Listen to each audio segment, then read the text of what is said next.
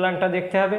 Seat প্ল্যানটা দেখে যদি আপনি বুঝতে না পারেন, তো ওই কেন্দ্রে যারা দায়িত্বে আছে দেখবেন এক লাইনে একটা নির্দিষ্ট দূরত্বের পর এক একজন পাবেন আপনি কর্তৃপক্ষ, তো তাদের কাছে আপনি জিজ্ঞাসা করে নেবেন, প্রয়োজনে অ্যাডমিটটা দেখাতে পারেন, তো তারা আপনাকে রুমটা দেখিয়ে দিবে।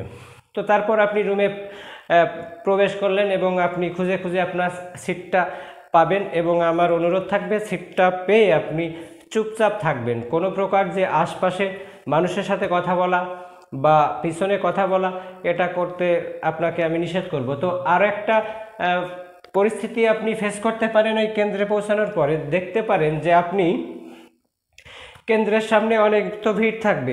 সবথেকে বড় কথা যে পরীক্ষার্থী কিন্তু আমাদের অনেক, এবং এত বেশি পরীক্ষার্থী যার কারণে কিন্তু আমাদের ঢাকাতে পরীক্ষাগুলো হচ্ছে না। পরীক্ষাগুলো কিন্তু একটা বিভাগীয় পর্যায়ে এবং জেলা পর্যায়ে পরীক্ষাগুলো হচ্ছে। তো আপনি যখন কেন্দ্রে পৌঁছাবেন, তো তখন আপনার কিন্তু পরীক্ষার্থী দেখে আপনার মোটামুটি একটু চিন্তায় পড়তে পারেন যে বাবা কত পরীক্ষার্থী, এত পরীক্ষার্থীর মধ্যে আমার পরীক্ষা কেমন হবে বা আমার চাকরিটা হবে কিনা।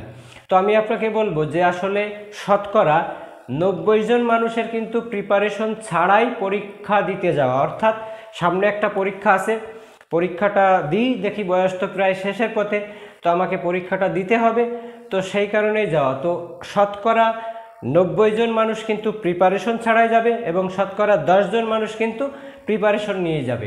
তো এখন আপনার 100% প্রিপারেশন কমপ্লিট থাকার পরেও আপনি কিন্তু এই কার্যাবলীগুলো বা এই যে স্টেপ বাই স্টেপ ধারাবাহিকতাগুলো, এগুলো আপনি মেনটেন যদি করতে না পারেন, তাহলে কিন্তু আপনার পরীক্ষাটা খারাপ হতে পারে। তো তারপরে আমাদের কার্যাবলী কি হবে, যে পরীক্ষার রুমে আমরা ঢুকলাম, ঢুকে আমরা মোটামুটি অ্যাডমিটটা সামনে রাখলাম, রেখে এবং আমরা নীরবতা পালন করলাম। অর্থাৎ আশপাশে যদি কোনো পরিচিত মানুষও দেখা হয়, তো ওইভাবে খুব বেশি কথা বলার দরকার নাই, যে দোস্ত পরীক্ষাটা দেই তারপরে কথা বলবো।